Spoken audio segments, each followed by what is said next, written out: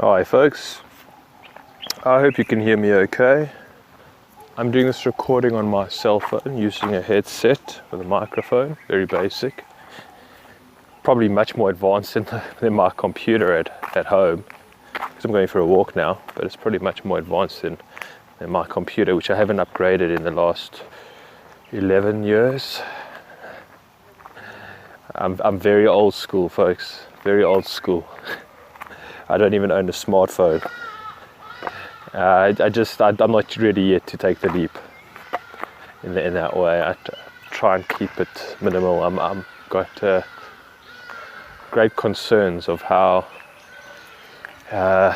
upgrading certain devices in my life can change my life in a big way. You know, we take it for granted. We the new cell phone's out. It's like, I gotta get that. It's like, do you know what you're playing with? You know what fire you're playing with? Yeah. You know, not just does it cost, how much it's going to cost you, can you afford it, but do you know what power you have at your fingertips, and are you ready for that? Are you ready for that? Can you not lose yourself in it? Can it not start to own you because it's just so wonderful? It becomes your best friend. It is so useful and it's so entertaining, and you feel like really somebody who's part of a successful member of society or something like that, because of the brand or because it's one of the latest cell phones or something. It's like, folks, we invite these technologies into our lives and we have no idea about the consequences that they come with. We feel that they have no consequences. We just think that there's only pros, there's no cons. We invite these social medias, we join these social medias. Sure, this looks like fun and it's free. Why not? All it's going to be is just my email address. Or whatever it is, any kind of social media, they don't cost you anything. YouTube doesn't cost you anything. So sure, it's all good, man. It's all good. And little do we realize, it's like, I have to get that big screen TV because it's all good, man. I mean, the bigger the better. And there's no downside on it whatsoever. It's like frightening. Okay.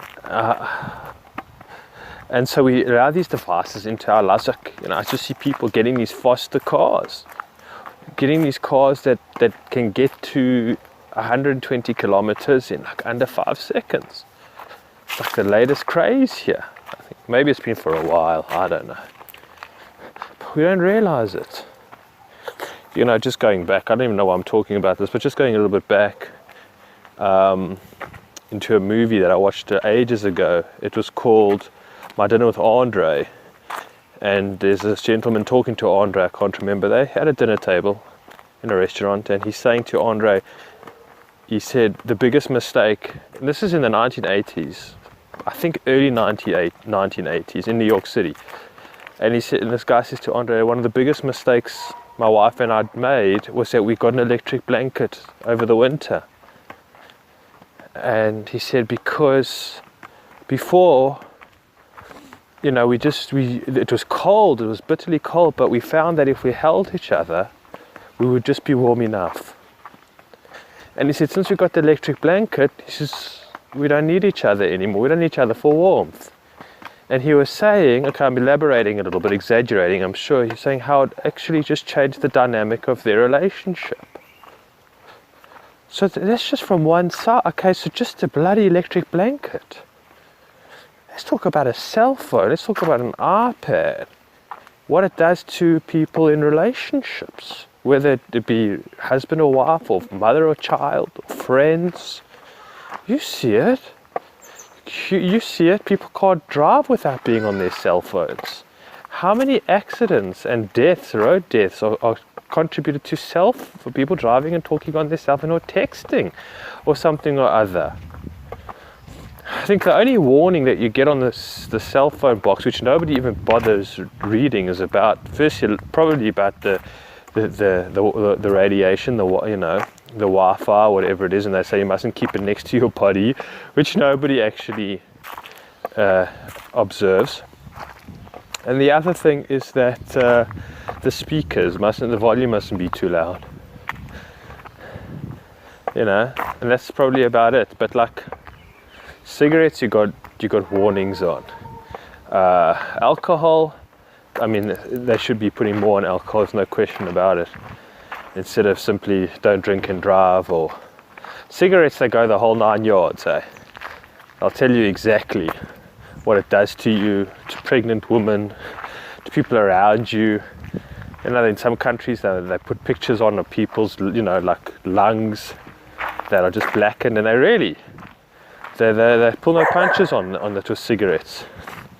Cigarette laws are just ridiculous. You can't smoke within a 10-meter distance between any, you know, public door or something. Like I'm saying, in a shopping center, whatever it is. It's not that I'm disagreeing, but I'm just saying how they go full out on cigarettes and they give you all the problems. But even alcohol they don't do, and cell phones they don't do anything at all. There's nothing about cell phones. It's all just good times, you know. And the truth is that it's not the responsibility of the cell phone company. It's not even the responsibility. Why is the responsibility of the cigarette company? Anyway, that's besides the point. Like, there won't ever be really any hard evidence being brought forth or spoken about. I mean, the evidence is everywhere. I'm saying on a physiological, psychological level in regards to cell phone usage, to radiation, to the Wi-Fi, to what it does. I mean, look,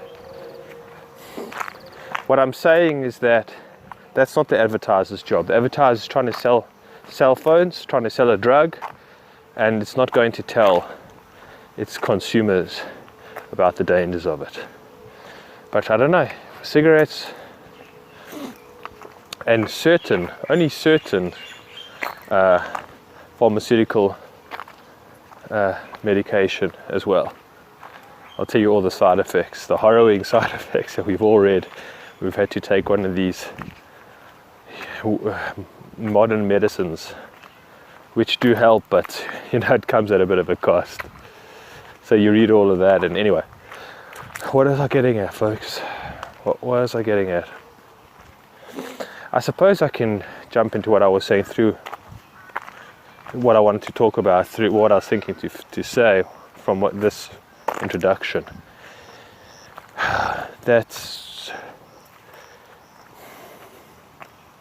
I've spoken about this before. The magician's trick is so unbelievably good. It's so unbelievably entrancing that you don't see it coming. You know, I'm just talking about materialism. I'm talking about, you know, the Truman Show. You don't see it coming. It's so old as well in its operations. It's so large, okay, that you're born into it and you have no idea. Like the Truman Show, his whole world is manufactured. But how can he possibly know? And it goes back such a long time ago that how can he figure it out? And so with being in that environment, not being aware of it, and then not realizing how disempowered you are, not realizing as well how much knowledge is kept from you about your own psychology. It's such a big one, folks. Like, we could talk about all the hypnotic business that goes on with televisions and marketing. We can talk about all the manipulation, we really can. But one of the greatest, I think, tragedies, in a sense, is that real knowledge, or I don't know the difference between knowledge and wisdom. I mean, I know that there is, but real information, real teachings are kept out of the public arena, if you will. They're not really. I'm talking about the great psychologists. I'm talking about like a Carl Jung, one man, for example, who did fortunes for psychology, in a sense. And his material is readily available.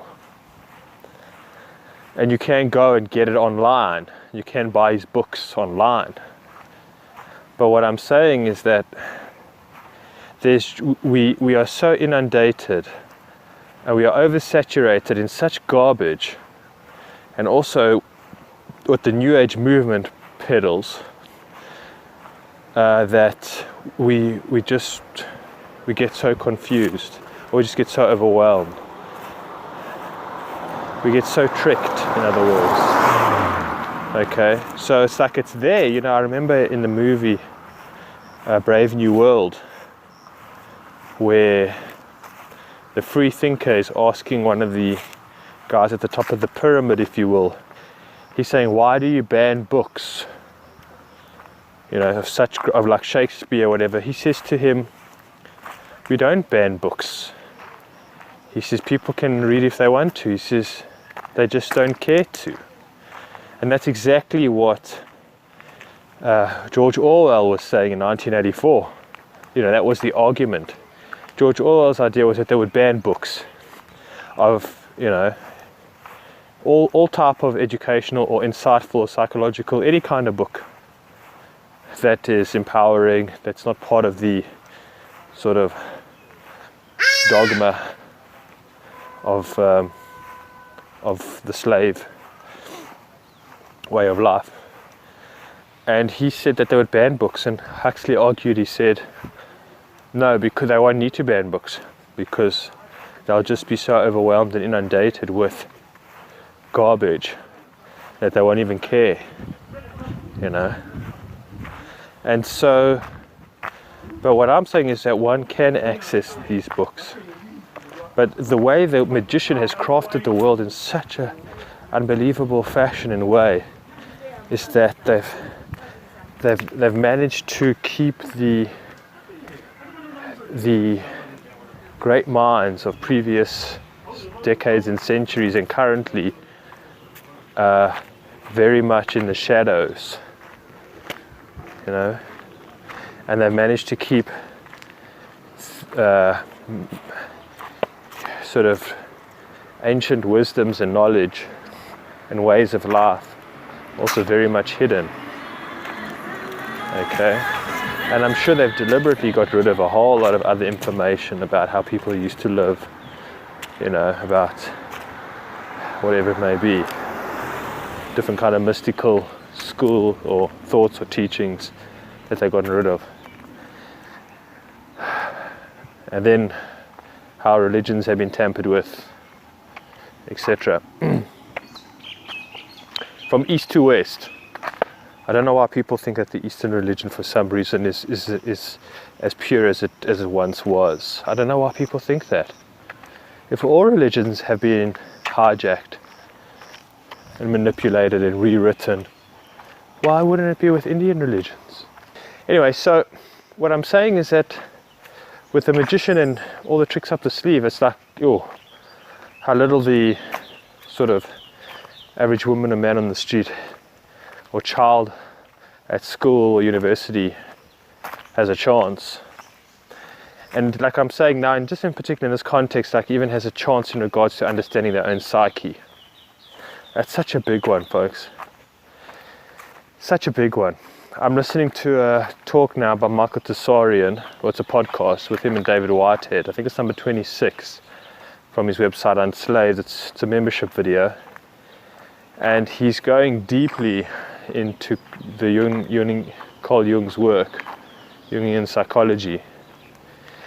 And he's talking about how the New Age has gotten it all wrong. You know, there's a woman named Debbie Ford who's written books on the shadow, but it seems to be more about how you can empower the false self, if you want to call it. And he does a brilliant job on it. I would really like to share that on my channel, but I'm not sure if I'm allowed to, because again, it's exclusively membership video. And I know that a few years ago I was contacted by somebody in Michael's team to remove all my Michael Tsarian videos, and which I had to do. So I know that they're not very lenient with you sharing. Well, he's not very lenient. I will email him and ask him, but I don't think I'm going to get a a positive reply. I'll try anyways, folks, because it's just so damn good. It's just so damn good. It's a 4-hour podcast, and from the second hour in, yeah, it just starts to get real. Hey? It starts to get into this whole fallacy about this idea that's being peddled about that you're not your story.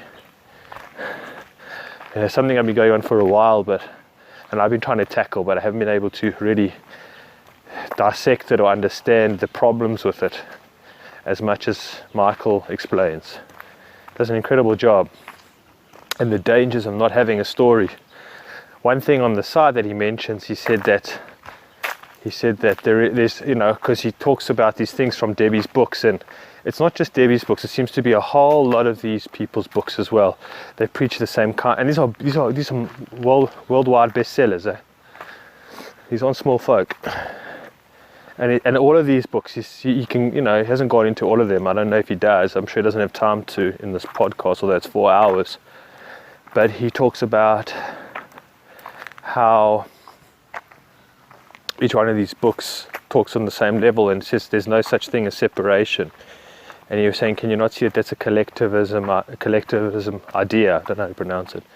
He's saying because if there's no separation, he says, and there's no individual. And he talks about this all one kind of idea as just being a collective idea, that there is no individuality again, that there is no separate person with their story. He's seen that the New Age movement is to cull the masses into sort of one hive mind, one group mind of love and light and brotherhood, brother and sisterhood, but with no individual thought. Okay, and he goes into more further the details of how they eradicating any real shadow work, even though Debbie Ford's book is called The Shadow Work or something. But he goes into it and he shows that this is not shadow work at all, this is in fact the opposite. Very interesting stuff. And so my point there is that I realize when Michael's talking about all these different compartments of our being or our psyche or our makeup in a way, from the persona to the id to the anima to the shadow to the ego to the super ego, and probably many other more. I mean, it just goes on and on. And the false self, the imperial self, right? It's like this is what's going on, but we have no idea, right? We have no idea. As your average Joe, there's no ways. You have no awareness of that. I remember when I was speaking to my mom once, and I was saying that, his ego is protecting him, and it's like, we're talking about somebody. She said, "What do you mean? Ego means somebody's got a lot of vanity." Or I said, "That's one part of it." But ego, in the way that when people understand it today, is like, yeah, he's got a big ego, man. Something or other. You hear songs today, I think I heard some lyrics of a song, some hip hop music that was saying like how proud the guy is for growing his ego so big. Because we live in a world that's turned in on its head. It's inside out, it's backwards, upside down. And so we celebrate big egos. Yeah, and we pray to the wrong gods, if you will, without us even knowing. Some of us do know, but nonetheless. And so, what was I saying? So yeah, he's speaking about all this, and I'm like thinking to myself, wow, I mean, there is really a universe inside of us, and all the different compartments that are going on. And that's just on a mental level. I mean, what about like on a biological level?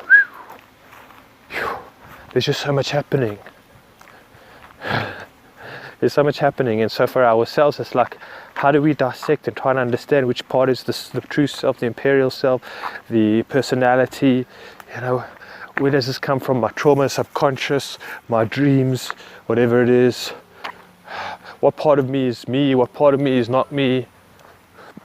Etc. How do I get to know me? The real self. Because I know that also I'm not my mind, I'm not my body in a way. But you are for a certain while, for a certain degree. So, but you have to wear it loosely. like you have a story, but you wear it loosely, you know. You have a personality, you wear it loosely. And I don't know what I mean by that. It's very vague. Just like a lot of the New Ages stuff is very vague. But I suppose that's for another discussion. The point here being is that we seem to be so complex, so many different, you know, things going on. So many different. It's amazing. But you know, like I was thinking to myself, so where do you start? Doesn't one get overwhelmed? Like, do you have to know the whole workings of one's psyche in order to, you know, get to know yourself or make sense of what's happening? And you know, how do you get in touch with the truth? You know, and I'm not of that mind. I'm not maybe saying that you need to a certain degree, because I think it's very hard. It's very hard to live life and understand life at the same time, if you know what I mean. It's like, let's say you're playing one of these PC games, or PlayStation or Xbox, or I don't know. It's like, if you're playing the game, you need to be focusing on the object of the game. You can't be thinking about all the coding that's going on, you know, in every move, the coding behind it all. You can't be thinking about really the coding, I would say. That's mostly what it's made up of, and how it's all being simulated together, etc., continuously, because then it's like, how do you actually play the game? I mean, maybe you can get good enough at being able to, what would be the purpose? Maybe if you're a game designer yourself, developer yourself, and you were playing somebody else's game, you'd be appreciating the narrative of the game, the objective of the game, and how the game works at the same time. Like, okay, this is the code that he put in for this over here. This is how he worked the levels, or whatever. I don't know how it works. This is how he quantified it or something, I don't know. This is the string that he used to, string theory, I don't think there's any string. But you know, to create the world, the wind. So you need to be good. And maybe that's one of our jobs, is to become masters in a way. I'm talking about, you know, become very good. You know, that's the thing, is that when we start talking about trying to maybe understand such complex dynamics, like in the beginning it's quite overwhelming. It's like for myself, when I started learning how to drive with the, you know, to drive not on a manual, not an automatic, I was like, no way, this is too overwhelming, I'll never be able to get this right. And over time, eventually I got it right, and I was like, wow, I'm quite impressed. And then sometimes we can look at like brilliant sports people and you think, geez, that's incredible. That's just like far out. I could never do that. I could never have the coordinations. And maybe you couldn't to that level. But what I'm saying is that you can reach levels, you can reach degrees of performances, right? But not in the first step. It's going to take you years.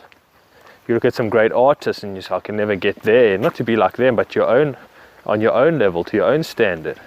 But it's going to take you time.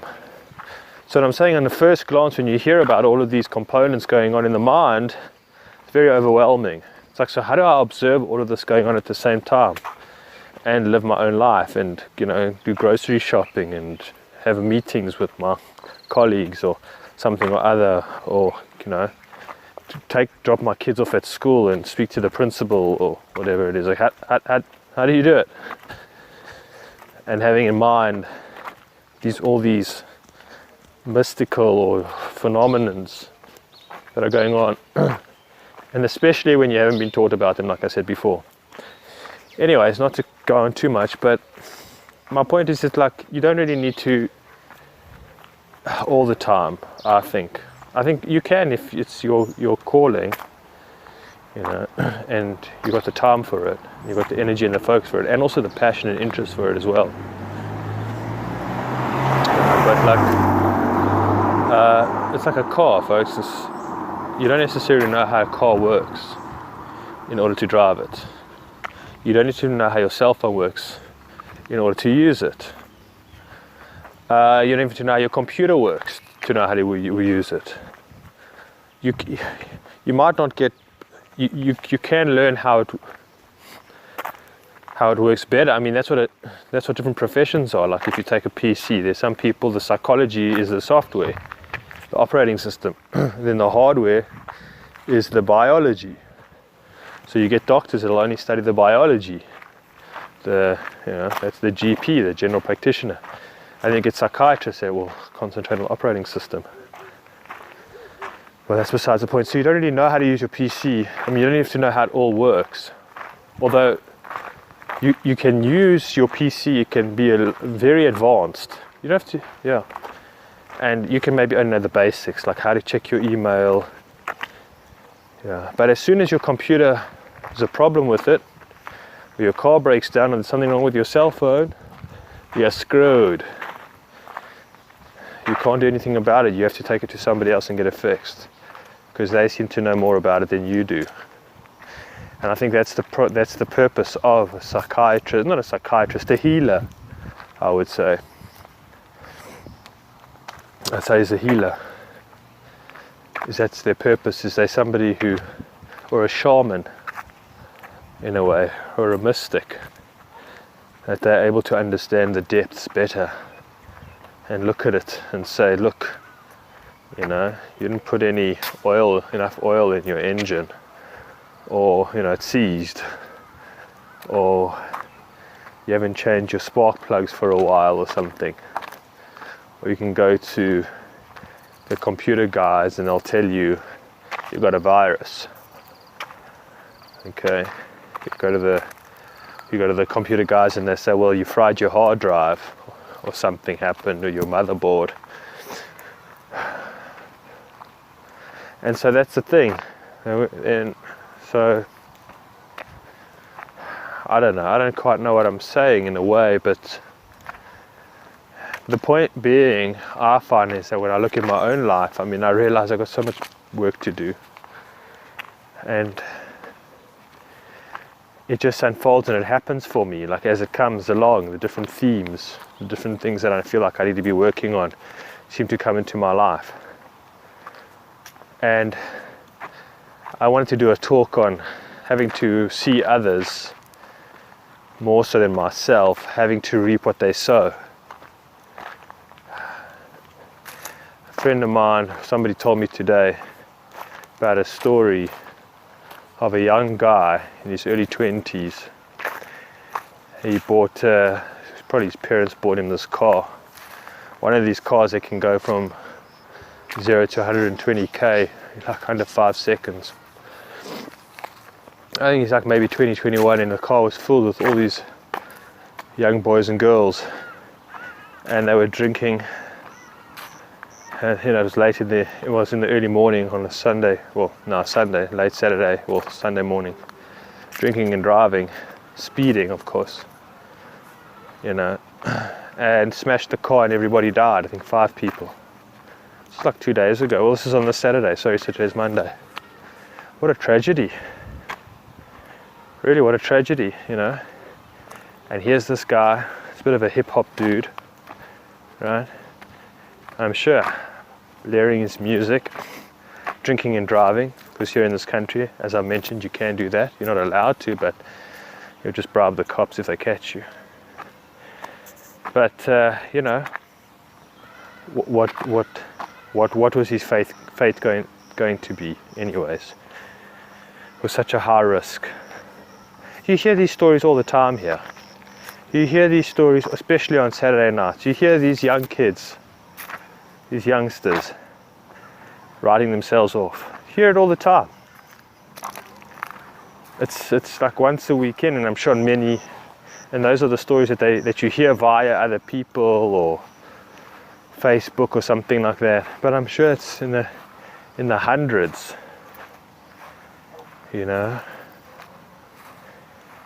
But of course, yeah, anyway, so that's just, it's like, well, you give a kid a car like that, you give a cell phone like that, you give a TV with all the shit on it, you give them booze, you give them all the tools to take themselves out. And that's the trick of the magician in the world that we live in today. I'm not talking about the parent. The parent's also just fallen under the charms and spells of the magician. The parent's also in the same boat. in his own way. And so it's hard. It's like when you look and you hear these stories and you say, well, there's no ways this person's ever going to understand themselves or their psyche or what's maybe broken. It's very heavy.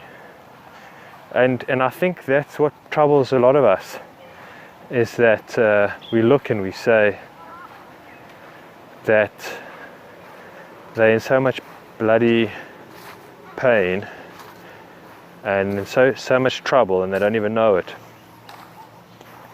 Sometimes, well, I just think of the analogy, in the movies when they had to deactivate the bomb by cutting either the red or the blue wire, and they're never quite sure which one it is, and the guy's sweating, and it's like, the clock is ticking, and it's like, cut the wire, and he always cuts the right wire. But that's, in a way, it's like for so many people in our lives, even the people that we love, it's like that's what the stakes they're up against. Is it blue or black, or blue or green, or blue or red? It's like, and the clock is ticking. It's like, it seems unjust, and it's very hard not to despise, not to feel anger and hatred towards the people that are, what they are.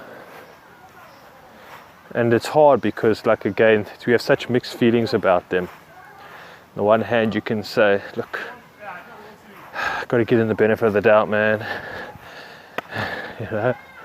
And sometimes you see what they're up against, got to give them the benefit of the doubt. They didn't see it coming, right? I don't know. And then on the other hand, you say these damn fools, greedy, corrupt, jealous, self-absorbed, whatever it is, abusive, destructive, narcissistic, destroy that which is beautiful. They deserve what's coming to them. Who knows, maybe sometimes we're coming from the imperial self, sometimes maybe, in these different perspectives or these different moods or these feelings, sometimes maybe it's the authentic imperial self, maybe you're coming sometimes from the false self, if you want to call it, when we have these perspectives. Who knows? That's what I'm saying. Isn't this interesting? Why does your perspective change? Why on the one hand can we feel sorry for people, and then on the other hand say, well, you reap what you sow, my man. You think you're going to break the rules, as Manly P. Hall says. He says, no, I'm going to break you. Because I know they broke me, and I paid the price, and I got better, and I woke up. But you refuse to. You just love your sleep. You love your ignorance, and whatever it is.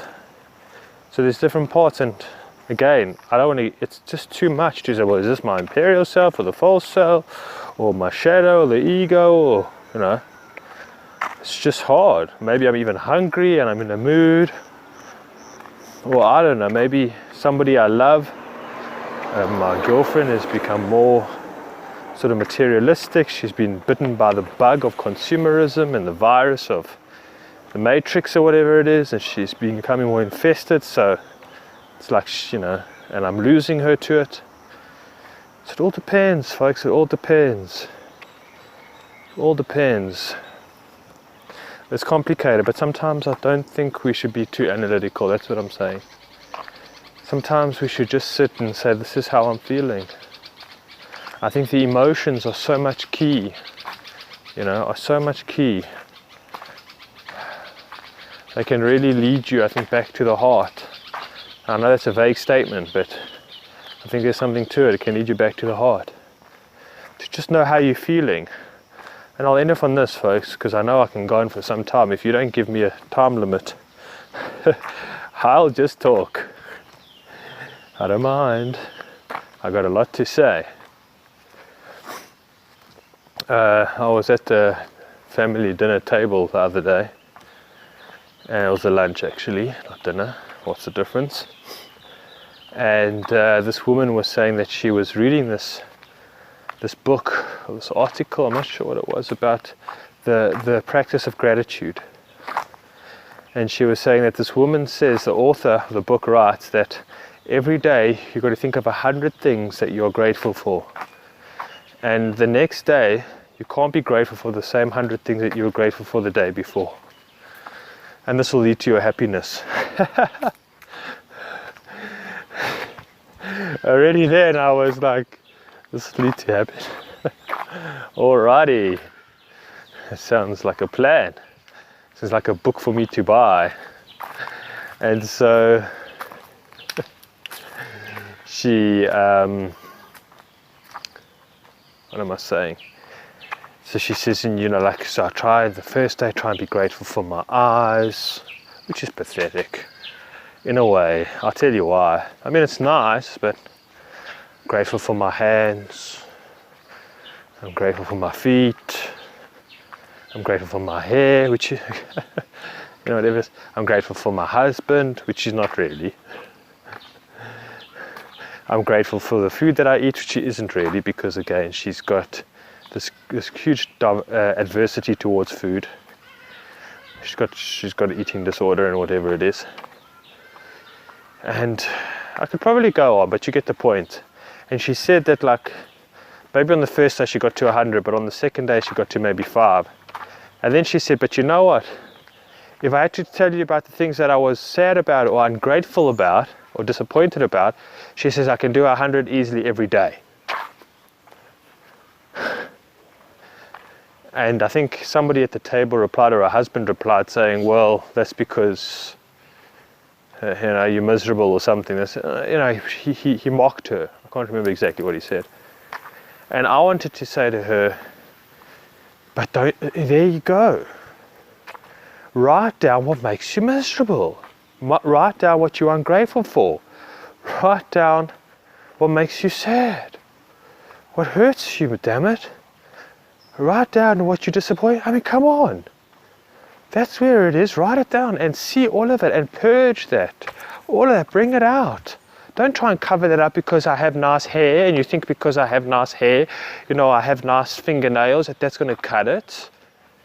That's exactly what the New Age movement does. You're covering it up. You're covering up the darkness or the ugliness or the unpleasantness or whatever it is. That's what I don't even hear about gratitude and appreciation. I'm saying to this woman, I didn't say anything because she wouldn't even listen to me.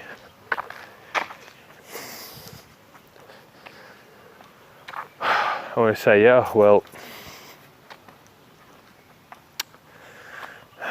and that's what I'm saying, folks, is that how you really feel will give you the insight, will give you the answers that you might be looking for at that time. Although it's very hard to do. It's very, very hard to do. Because this is for another talk, but I'll end off on this really. Is that I know for myself, like even today, just being a Monday, I just really felt under the weather. Even yesterday, I feel rather under the weather. And I try and think of why. I try and think of why am I feeling under the weather. I try and say, is it my environment? Am I saying it's maybe the last week that's also been sort of horrendously, busy for me and I've had to take on a lot of responsibilities? Is it because of the stress of trying to sell the house that I live in? Is it because, I don't know, the city that I live in, like I say, environment? Is it maybe because I haven't had a good night's sleep, like in 3 nights or something? Is it because of the bloody world that we live in? Like, for its good points and its bad points,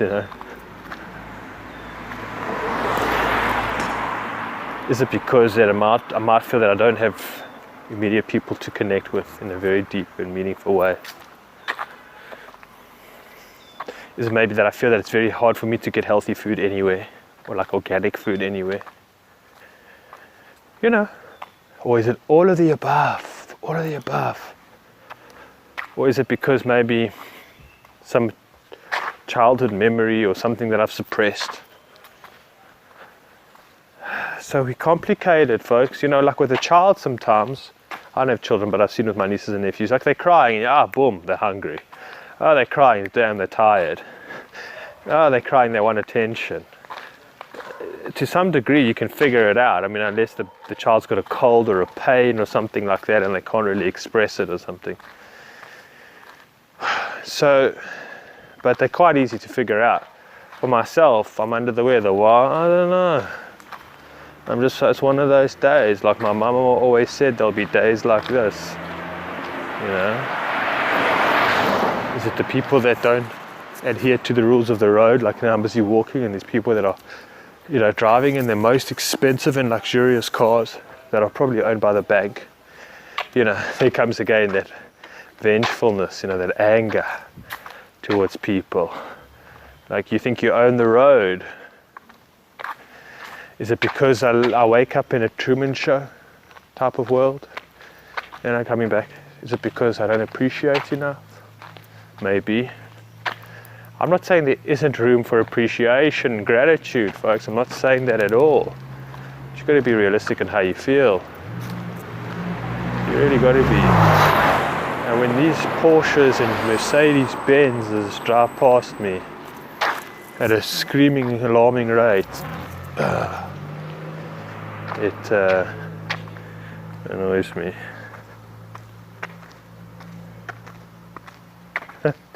Anyway, so in emotional intelligence, try and work out what's happening, and sometimes you can't, sometimes you just don't know, sometimes you can. Like today, I don't know. It's maybe all of the above for today. I'm not quite sure. But yeah, so that's the thing, folks. You try the best that you can, and you follow your heart as much as you can. I know that's very vague, but I think love has to be a dominating factor in one's life, or motivation in one's life, or attitude in one's life. I really think so. I think you're screwed if you don't have that. And I know that's vague. Maybe we'll leave that for another talk, because again, I can continue endlessly. All right, folks. So with that, I do appreciate you taking the time. And it's just 43 minutes. Not bad, not bad. Just looking here on my phone. All right, we'll chat soon. Take care.